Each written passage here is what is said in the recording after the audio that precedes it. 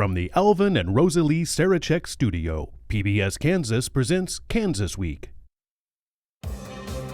Convicted of sexually abusing a child, he got a military funeral with full honors. Now, his victims are asking your help to make sure that doesn't happen again. Plus, the effort to reach a compromise on legalizing medical marijuana. Will 2023 be the year? But first, a sense of entitlement caught on tape or a recording lacking context. The fight over what this video of Wichita's mayor means. That's what we're talking about right now on Kansas Week.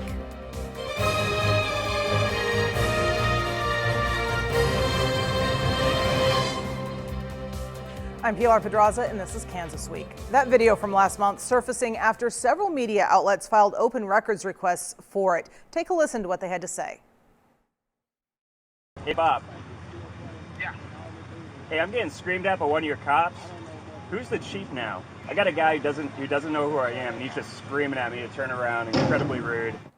Now, it shows what appears to be a disagreement between a police officer and the mayor of Wichita over whether the mayor can dump a truckload of junk at a free neighborhood cleanup event. KAKE's Jackson Overstreet shows us what both sides thought was happening there and why the video is causing all sorts of controversy this week.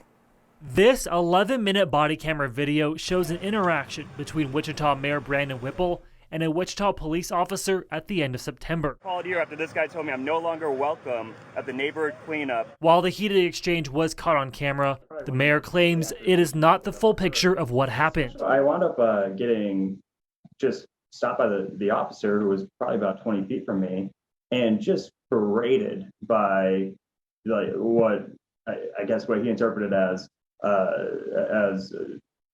wrongdoing. The mayor admits he went through the wrong entrance, but because he thought there was a car wreck holding up traffic. The officer yelling at him is why he called the city manager to complain. Hey, Bob. Yeah. Hey, I'm getting screamed at by one of your cops. President of the Wichita Police Union, David Inkler, says the officer claims he was yelling to get the mayor's attention. We met Inkler at the Machinists Union on South Meridian, where he shows us what the officer claimed happened. The officer is running from over here, and he's trying to get the individual. He has no idea who's in the truck. Yeah. And he is loudly saying, stop, stop, because they are not taking any more stuff because the dumpsters are full. Whipple says he thought the incident was one big miscommunication at the time. Even later on in the video, he offers to leave with the stuff. I wasn't trying to present myself as mayor or as like a power trip here. Whipple says the incident has led him to want to take a closer look at the police department's body cam policies to make sure entire interactions are being recorded. I get why it looks the way it does, because it's missing a big chunk of that video. Inkler says from the video, in his perspective, the officer handled himself well.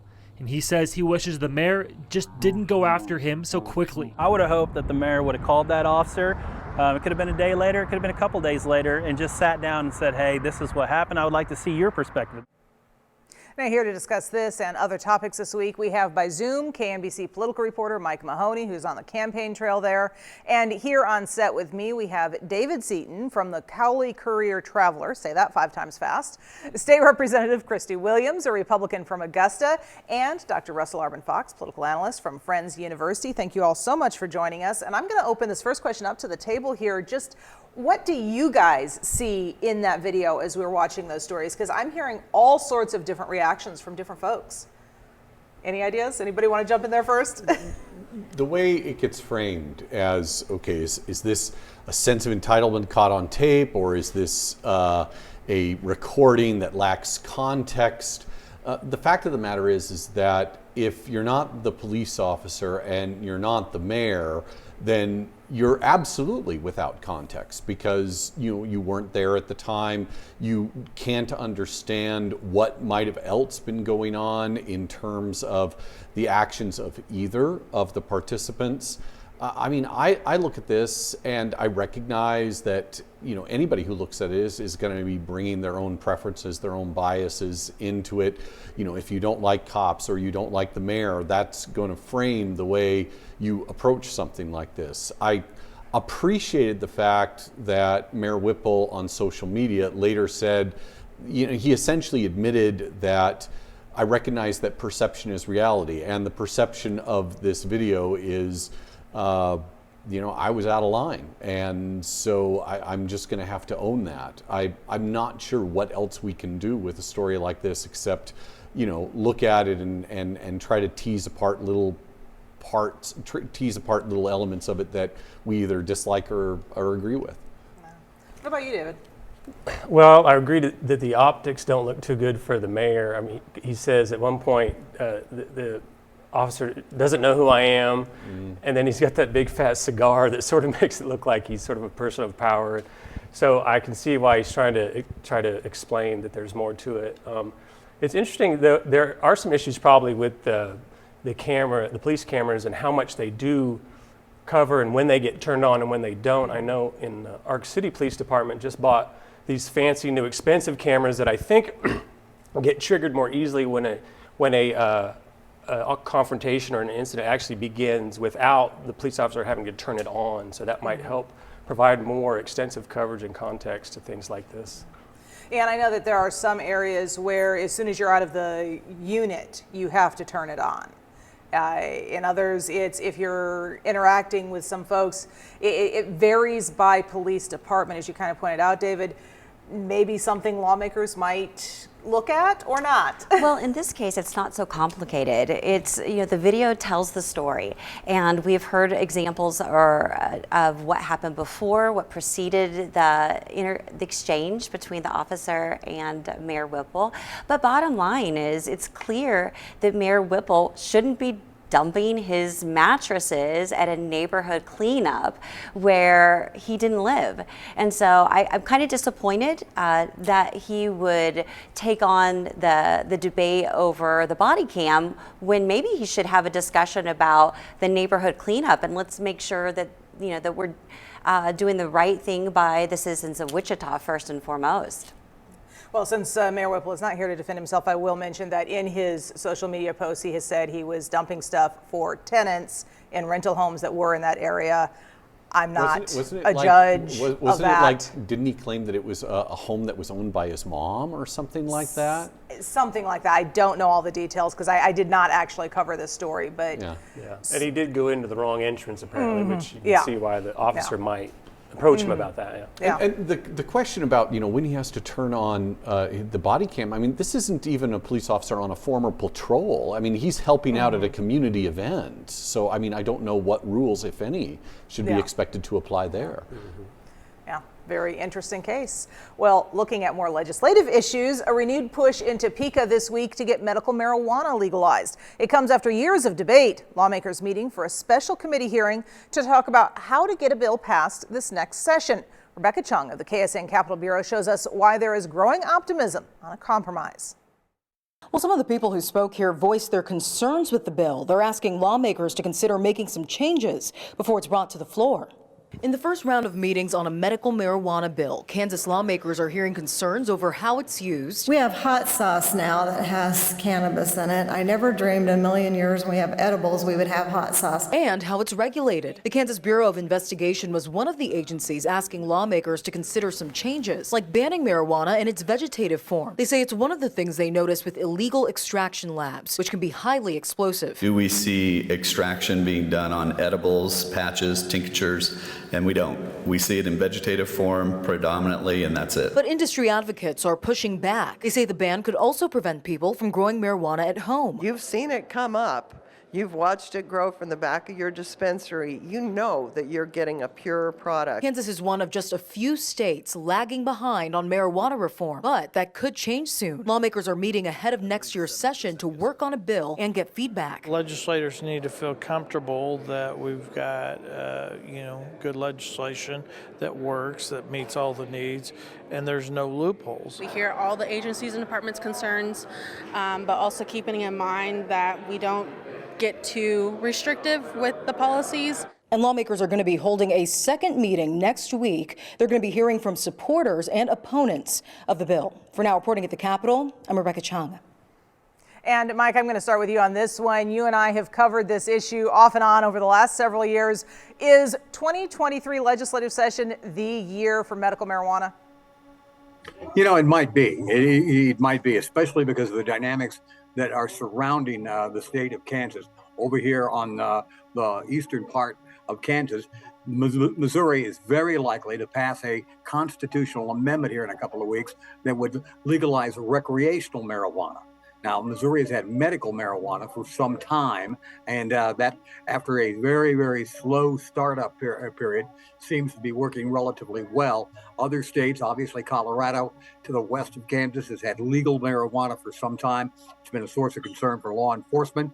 The Republican candidate for governor, Derek Schmidt, seems to be opening the door slightly, just slightly, to the possibility of medical marijuana. But I don't think that people should think that medical marijuana in Kansas is going to look like it does in Missouri, and certainly not Colorado, because it's recreationally legal over there and may soon be in Missouri as well. Pilar?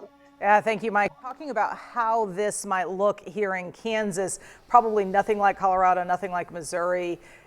If we get something passed, there are going to be some pretty strict rules involved, I would imagine, here in Kansas. I think most Kansans don't want the lack of regulations that we're seeing in Oklahoma. We want something that works, that has a good system, that protects the options for using it recreationally. But honestly, I think that there are more and more legislators that would like to allow Kansans to manage their pain and to take care of chronic issues rather than the possible side effects of addictive opioids. So it may come up. Yeah.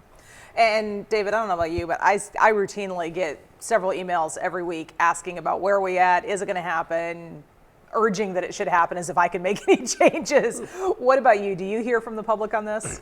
Not a whole lot, but there is one person in our coverage area that's very outspoken about it. In fact, he's a former local Democratic Party official who's been arrested twice for growing marijuana. He says to help his wife and other people to help with their pain. So he's sort of become an iconic figure for legalizing medical marijuana, at least, and probably recreational too in our area. And I mean, it seems like its time has come. I mean, it's been kind of a slow, very deliberate process. I think Oklahoma, it was done by a voter-approved thing, so they had to kind of rush it and put it together, and they didn't quite know what they were doing maybe, and they've had to recalibrate. And so, but here in Kansas, it seems like they're really going over everything carefully. The law enforcement community is still opposed to it, and that's probably what slowed it down. But they seem to accept now that this is probably going to happen, but please, do these things to help us prevent it from becoming a problem. Yeah. Mm-hmm. Well, and yeah, we've talked about all the states around us that have it: Colorado, Oklahoma, most likely Missouri here with recreational. Other states, Nebraska, zilch. Leaving Kansas kind of somewhere in the middle, kind of maybe a comfortable spot for a change like this? It's a really interesting reflection on the distinct political cultures that exist within different states. Despite all of the similarities for states in this part of the country, the fact of the matter is it depends upon, whether you have the kinds of individuals that are really willing to go out and fight for something, whether people within parties are willing to do the hard work to advance legislation and work through committees. The fact of the matter is that I do agree that in Kansas, this kind of issue has been years in the making. It's not something that's going to take people by surprise by, showing up on the ballot and all of a sudden introducing a whole mess of new problems to the state legislature. I suspect that if medical marijuana really does finally become legal in Kansas, it'll be because a real coalition has been built up for it. That's not to say that coalitions don't exist in Missouri or Oklahoma or even Nebraska for that matter, but I think here in Kansas you're seeing that coalition step by step get it over the finish line, whereas other states have had the opportunity to kind of jump headfirst into things, and that's not going to be the case here. All right. Well, another topic that we have discussed for a long time on this show, the Department of Children and Families and the foster care system, a Kansas nonprofit organization now under fire for concerns over the way it's handling foster care. Some Kansas lawmakers looking to intervene in one family's battle for adoption. We go back to Rebecca Chung at the KSAN Capitol Bureau to explain. Well, lawmakers are hoping to hold an emergency meeting just to address issues like what's happening with Cornerstones of Care. The organization is in the spotlight after a foster family testified here about roadblocks they ran into when trying to adopt a child that's been with them since birth. It's a cry for help over mounting issues in the state's foster care system. This is an intervention. Cornerstones of Care, a nonprofit in Kansas City, is at the center of the controversy. Lawmakers in a state oversight committee claim that the organization is preventing one foster family from adopting their 3-year-old child who has been with them within just days of her birth. At most, she has spent 100 hours of her lifetime with those older siblings. Is that a really close relationship? Are those 4 siblings that are demanding only adopt us together in one home? No, it's not. And yet, these are the lies perpetrated by all of those that are connected with DCF and our foster care system. The DeHaven family, which testified in a meeting last month, says it's been an ongoing battle with Cornerstones of Care. They're contracted as foster parents through the organization, which wants to remove their daughter from their home and place her with her siblings in another family. The DeHavens claim that the agency turned on them after they voiced their concerns. We see that it is exemplifying a trend that we are seeing and hearing from foster families who are either going through this or have gone through something very similar. Now, we also reached out to Cornerstones of Care, but have not heard back. Before lawmakers can hold another meeting this year, a group of legislative leaders will have to sign off. They're going to be going over this case and other claims that have been made. For now, reporting at the Capitol, I'm Rebecca Chang. Just another in a long line of complaints we've heard about DCF. Russell, we've seen a lot of changes, but have we really seen any fixes? You know, we talk about fixes, and of course, you know, we can go back to questions of oversight. We go back to questions of funding. We go back to questions of, you know, direct government involvement versus kind of decentralizing this work out to different agencies. But I listen to a story like this, and I just have to, you know, remind myself how painfully difficult so many of these issues are. You're talking about children's lives, you're talking about foster families, and you know, in the same way that in our first story we were talking about different perspectives and people not necessarily seeing the whole story, the same sort of thing comes up here, but of course here it's a much more heavy issue. I don't know, and I don't think anyone knows what one particular thing could be done to address these kinds of issues. Obviously, the people who are familiar with this case, the people that are giving testimony on this case, they're the ones who need to be able to speak most directly to it. Those of us who are outside the case, you know, we can hope that people can establish protocols and procedures that are less complicated and allow people to communicate more truthfully. But at a certain point, we have to recognize that we're going to be limited in our understanding of what really is best. Wow. And Mike, I know you and I have covered a lot of stories like this over the years. One thing in that story that really kind of caught my attention was the comment about retaliation. And I've heard that from so many different families on every side of the foster care situation, even from reporters who fear to touch DCF stories because of it. Yeah, this is a very difficult topic, and it's a serious problem in Kansas.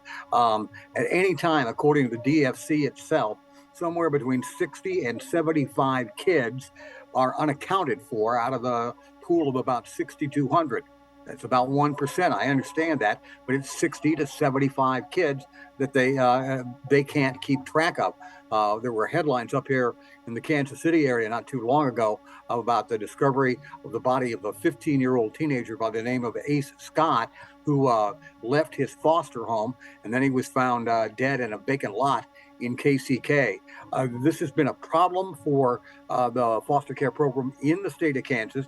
The administration and authorities seem very, very touchy about it. I understand that there are privacy issues here, but there has also got to be some transparency and some sunlight, and the authorities in charge ought not resist that sunlight. I think Senator Baumgartner said at one time she believed after the discussion of this latest hearing that she just believed the DFC was lying to them. And I mean, to have a state senator that's really involved in this sort of stuff have that sort of lack of credibility with what the administration is telling them, that's a serious problem. Pilar?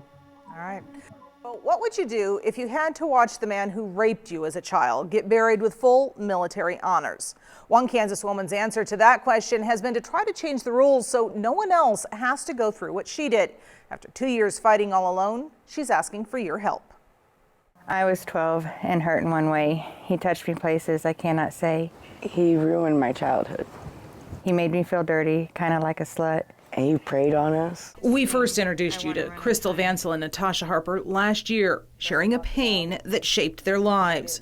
Both say this man, former U.S. Navy technician Theodore Phillips, was the man who abused them years ago. A man convicted of sexual misconduct with a child under the age of 8.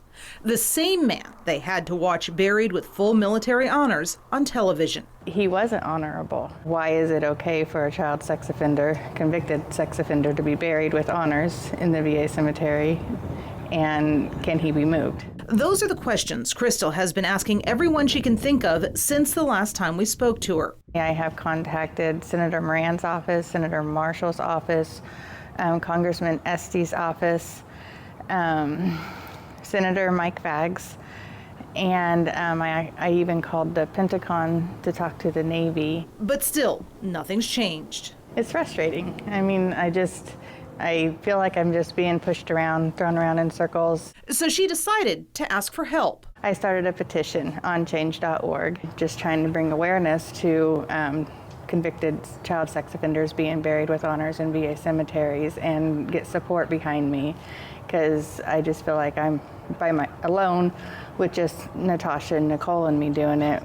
I hope people speak up and share it, and it brings awareness. Among those already supporting her, a Marine veteran who says Phillips sexually abused him when he was just 14 years old, and the family of another vet buried next to Phillips. They're sharing it with their whole family and friends. They actually signed the petition.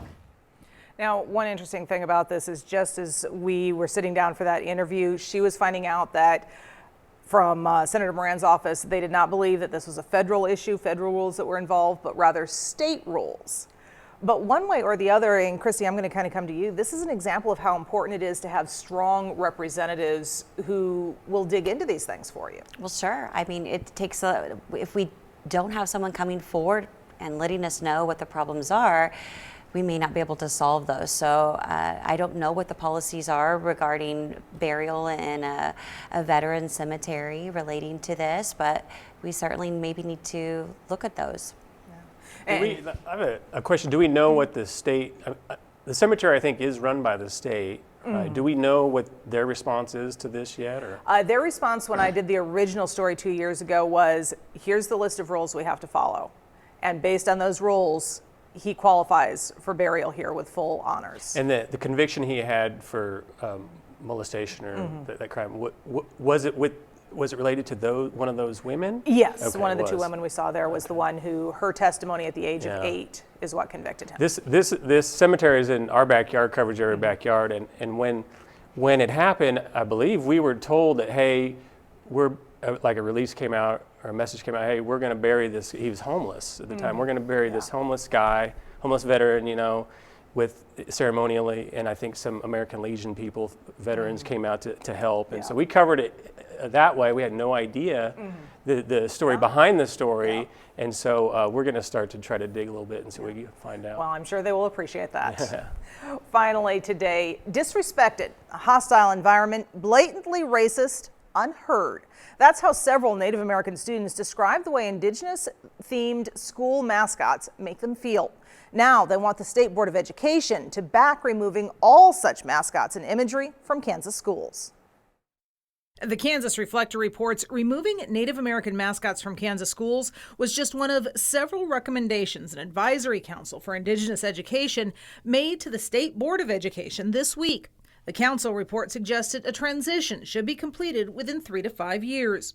Blatantly racist depictions let me know that my opinions aren't valid and that what I have to say is not being taken into consideration.